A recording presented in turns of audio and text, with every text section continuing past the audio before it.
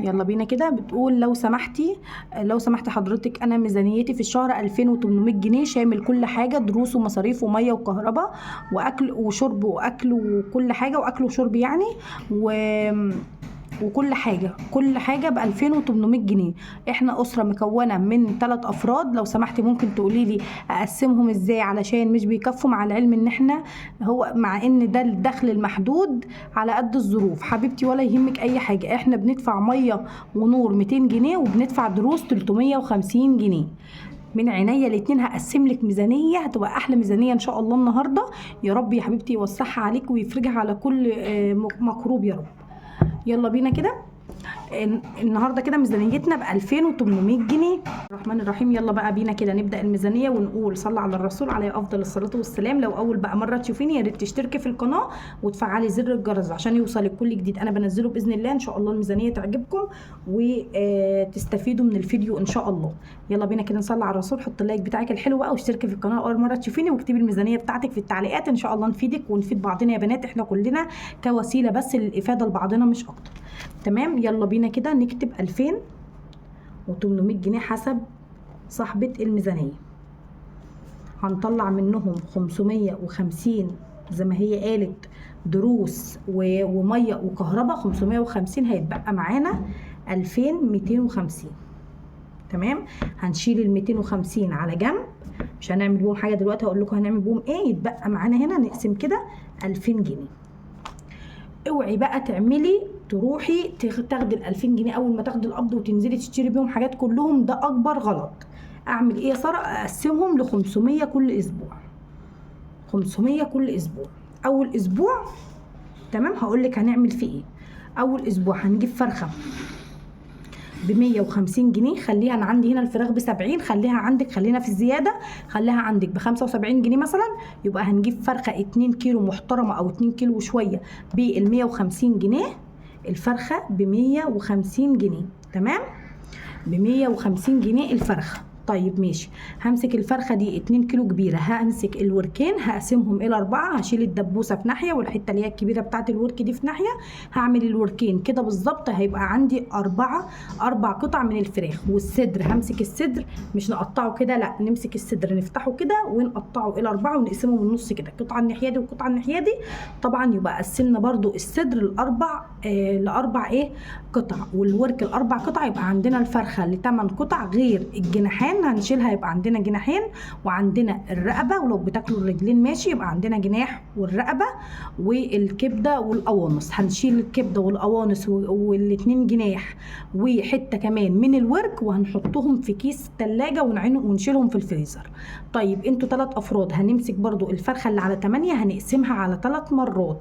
هنمسك الفرخه على 3 مرات هنقسمها، والكبد والقوانص زي ما قلت لكم وحته من الورك دبوسه وبتاع ونلمهم كده ببعض في كيس، مش هيخسر خالص. يبقى معانا 4 اكلات من الفراخ. مش شرط ان انت تكومي نواب وخلاص او ان انت تكومي لحمه وخلاص، المهم ان الاكله يكون داخلها بروتين وان انت مش مشيتيها كده.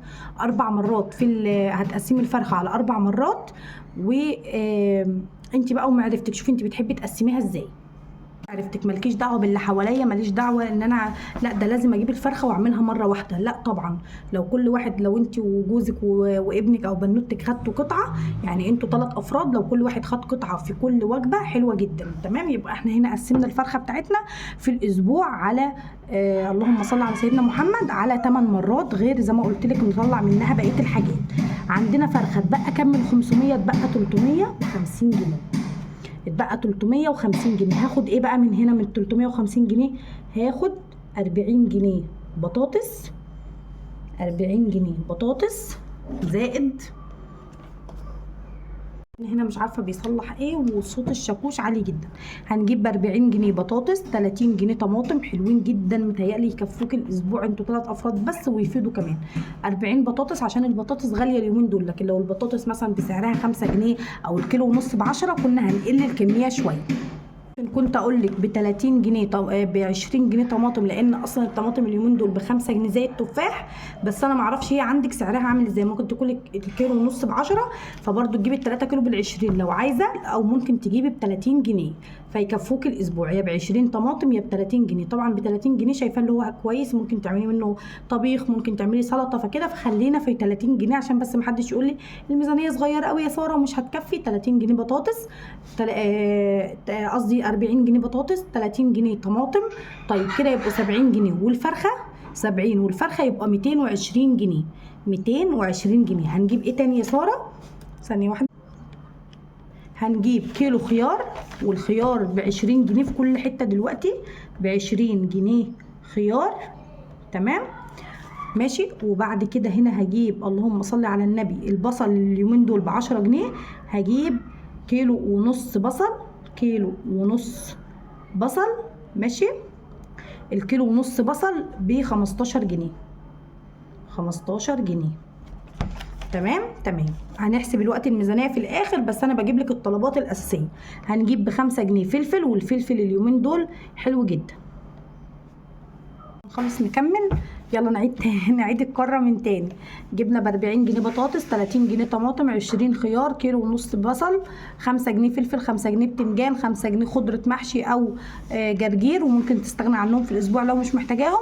30 جنيه فاكهه، اي نوع فاكهه بقى، تجيبي عنب بيهم، تجيبي بيهم تفاح، تجيبي بيهم عنب، تجيبي بيهم جوافه، تجيبي بيهم اللي تجيبيه. طبعا في تفاح اللي هو بتاع اليومين دول اللي احنا بنعمله الاحمر ده، هو سعره اليومين دول 25 جنيه. التفاح عارفين التفاح البلدي يا بنات، عشان بس ما حدش يخش في الكومنتات التفاح ابو 30 جنيه، فبرد على كل اسئلتكم في الفيديو اهو.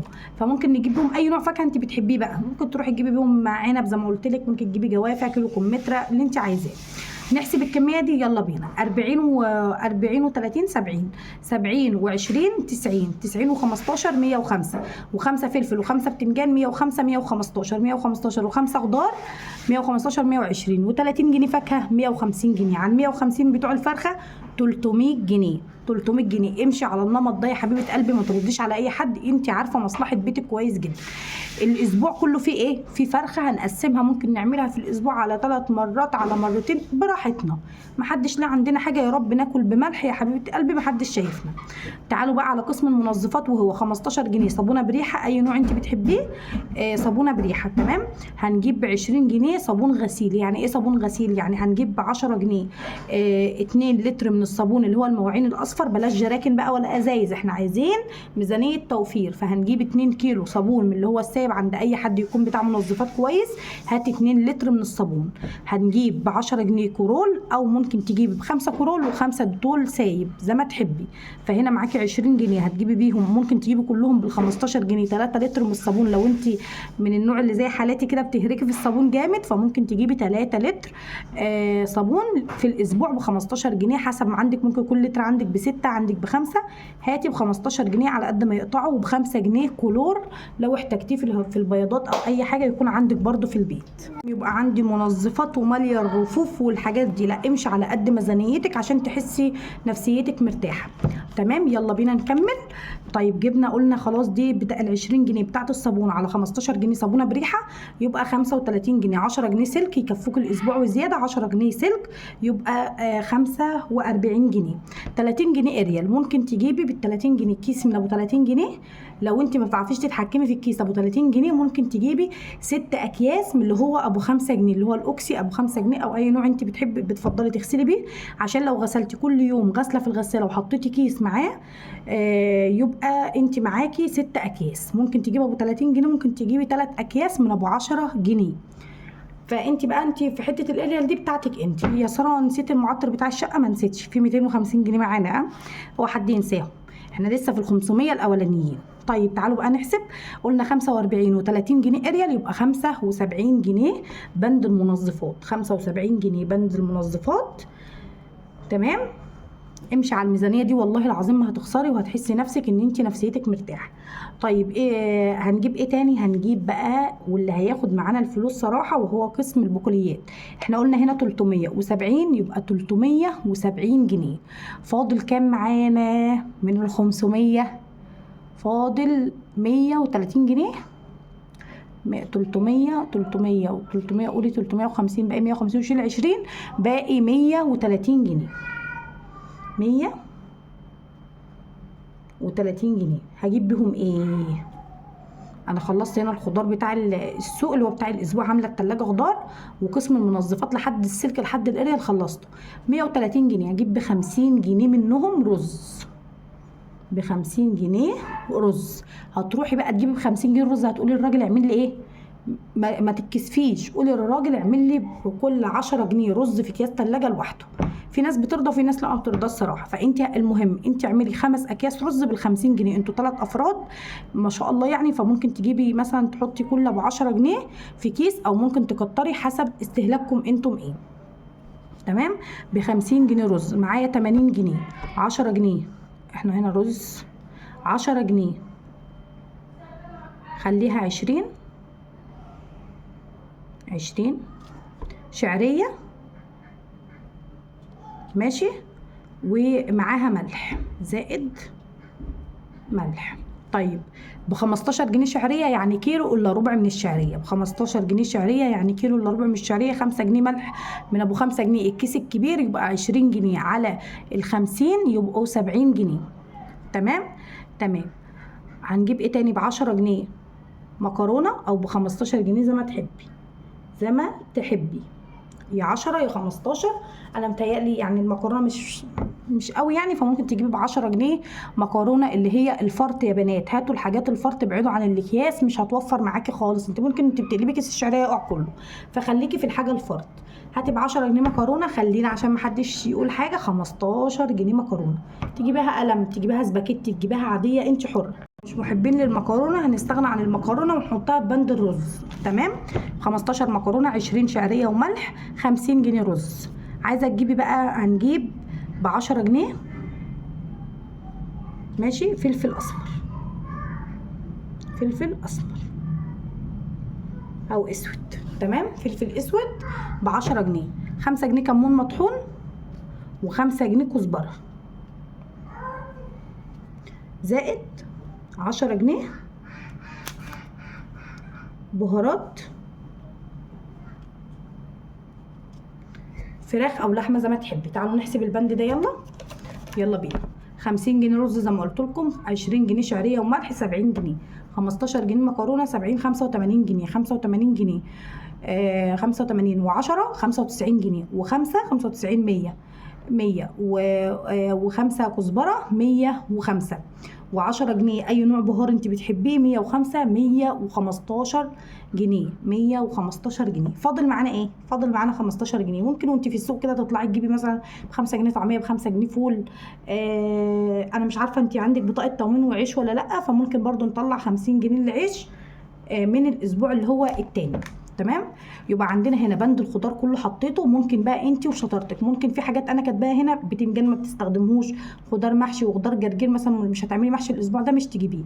طبعا لا غنى عن الصابون المواعين، ولا غنى عن الصابون بريحه، ولا غنى عن السلك، ولا غنى عن الاريال. الشعريه لا غنى عنها، الملح لا غنى عنه، الرز، المكرونه، الفلفل الاسود، الكمون، الكزبره، البهارات. تمام. الاسبوع اللي وراه هنشيل ايه ونحط ايه؟ هنشيل الفرخه ونجيب مكانها سمك. طيب يا ساره انا مش عايزه اعمل فرخه بس في الاسبوع، عايزه يبقى نوع فراخ ونوع سمك. يبقى هقلل في نوع الفرخه، هجيبه اصغر شويه، هجيب الفرخه في حدود 100 او 110، وهجيب ب 100 جنيه سمك. يبقى عندي سمك وفراخ. طيب همشي على الطلبات دي كل الميزانيه دي. بصي سجلي الورقه دي عندك، مش هتخسري خالص والله.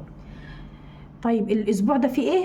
في فراخ، في اللي هو الفرخه. انتوا 3 افراد، قسمتها على مرتين، قسمتها على 3، قسمتها على مره، اهو اسمنا كلنا فراخ في الاسبوع.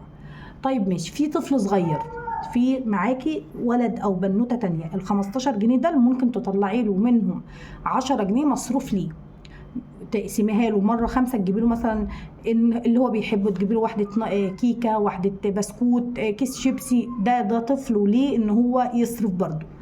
فانتي شوفي هنا ممكن تستغني عن ايه وتحطي ايه. طبعا هنا الفرخه احنا ممكن نستبدلها الاسبوع التاني اللي هو وراه، ممكن نستبدلها بسمك. طيب انا ممكن يا ساره الاسبوع اللي انت كتبتي لي فيه الميزانيه بالزياده دي ممكن الاقي حاجات عندي. ودايما اقول يا بنات قبل ما تنزلوا تشتروا حاجات الاسبوع، اجردوا التلاجة واجردوا دراج المطبخ.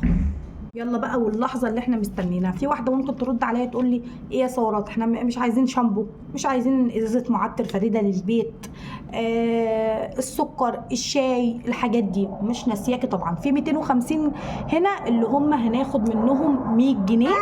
هناخد من ال 250 جنيه في اول اسبوع. طبعا احنا طلعنا الدروس والميه والحاجه 550 جنيه. في 250 جنيه هنا. ال 250 جنيه دول هجيب سكر، تمام. ممكن بقى كيسين سكر، الكيس ب 30 جنيه او ب 35 حسب عندك السكر عامل ايه. يعني 60 جنيه سكر، 60 جنيه سكر. ورقه شاي او علبه شاي اللي هي ام 25 جنيه اللي هي العروسه، يبقى 60 و25 60 70 80 85 جنيه شاي وسكر. كيسين ركزوا يا بنات في الكلام، كيسين سكر وعلبه شاي. كيس بن، ماشي. كيس بن هنقول مثلا نجيب في اكياس ب 30 وفي حاجه ب 50، خلينا في ام 30 جنيه بن، تمام. عندنا هنا ال 250 اول ما نمسكهم هنجيب بيهم كيسين سكر في اول اسبوع، علبه شاي، وب 30 جنيه بن، تمام. اي مشروب تاني انت بتحبي الكوفي ميكس، بتحبي النسكافيه التاني، ممكن بقى تجيبي اكياس صغيره، تجيبي لك 5 6 كده مثلا ب 20 جنيه ولا حاجه، تحطيهم عندك في ظرفه المطبخ، يبقى انت برضو ما حرمتيش نفسك من حاجه. طيب خلينا مثلا نطلع احنا قلنا هنا 30 بن و60 سكر، 90 و25 115 شاي وسكر وبن. كل اسبوع بقى في الاسبوع الثاني اللي هم من 500 التانيين هجيب كيس سكر كل اسبوع. احنا هنا من ال 250 جنيه جبنا كيس سكر في اول الميزانيه. ال 250 احنا قلنا هنا 115، باقي معانا كام من 250؟ باقي معانا 135 جنيه. هجيب ازازه شامبو، اي نوع شامبو انا بستعمله، هتجيبي الشامبو بتاع شعرك اللي انت بتستعمليه، سواء الازازه ب 100 سواء الازازه ب 50.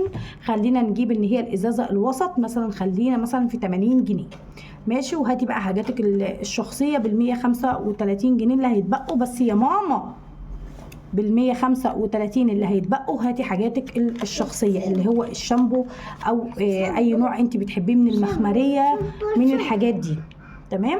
احنا كده يعتبر ال 250 جنيه ما دخلناهمش جوه الميزانيه الا في الاخر اللي هو الشاي والسكر والبن، والشاي والسكر والبن.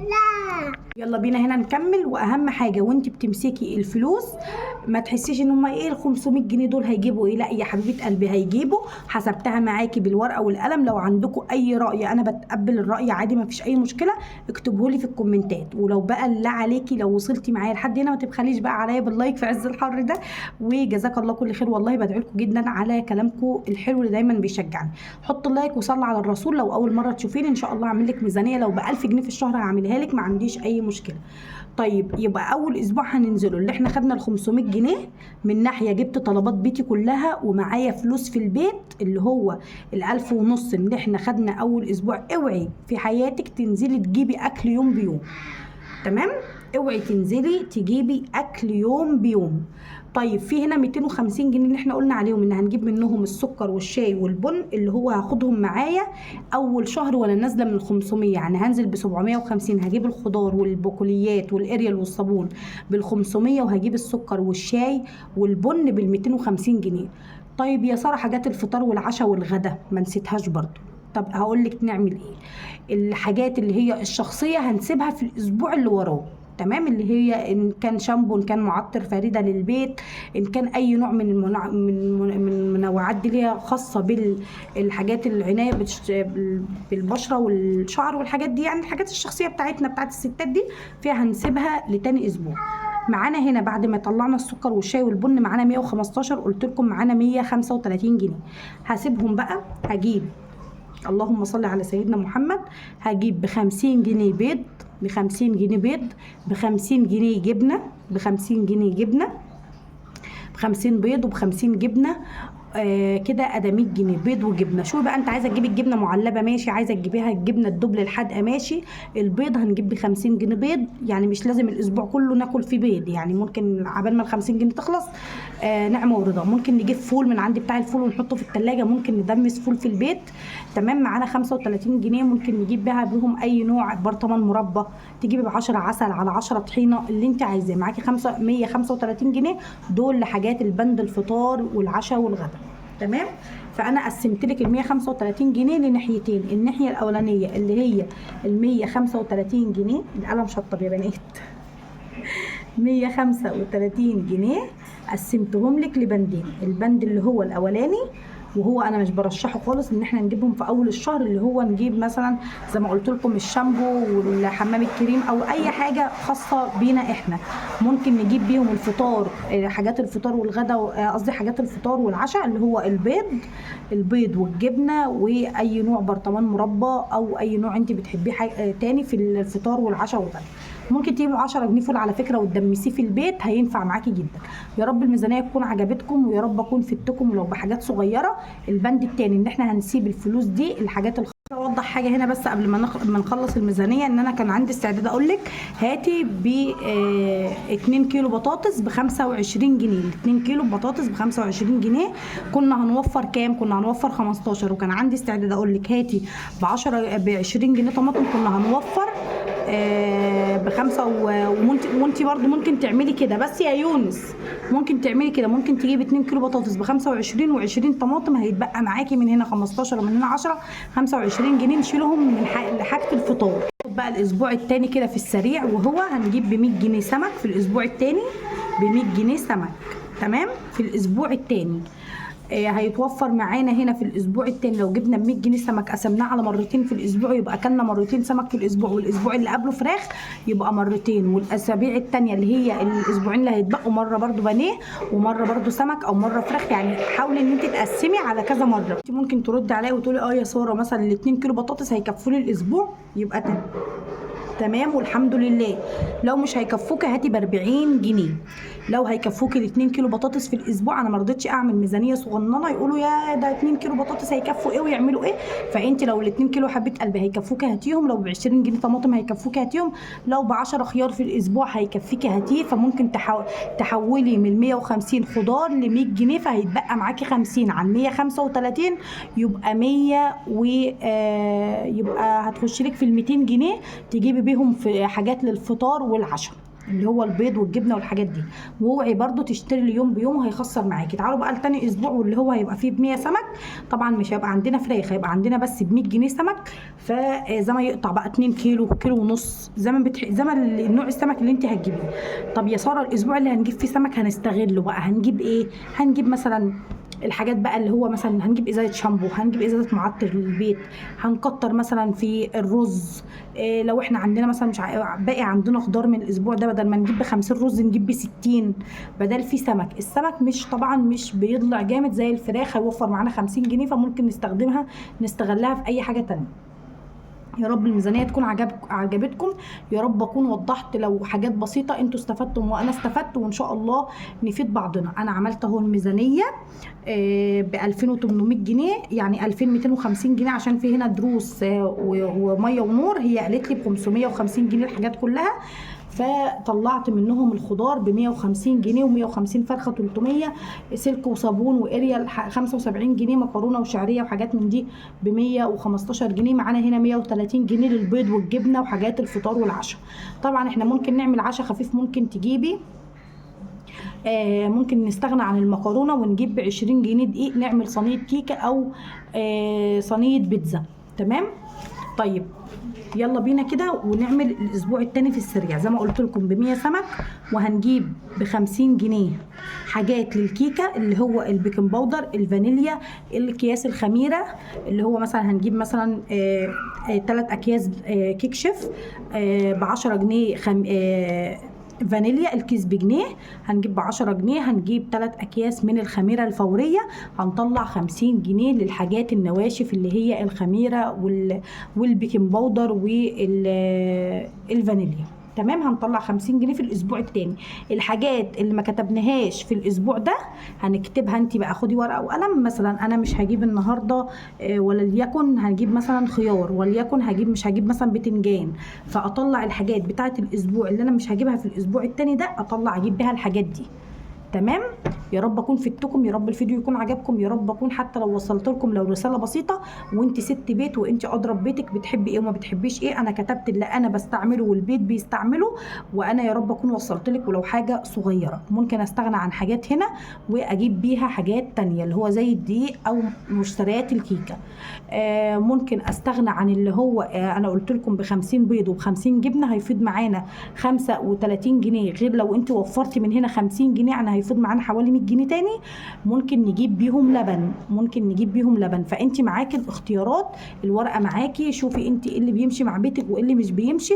يا رب اكون فدتكم. حاضر يا حبيبه قلبي اللي كتبت لي ميزانيه 2000 جنيه لسه لفردين 2 لسه عروسه متجوزه، انتظريني الميزانيه بكره ان شاء الله هنزلها لك بفضل ربنا. السلام عليكم. يا رب اكون يعني قدمت لكم ولو حاجه صغيره. وانت طالعه من القناه بالله عليكي ما تنسيش تحطي اللايك وتشتركي فيها لو اول مره تشوفيني.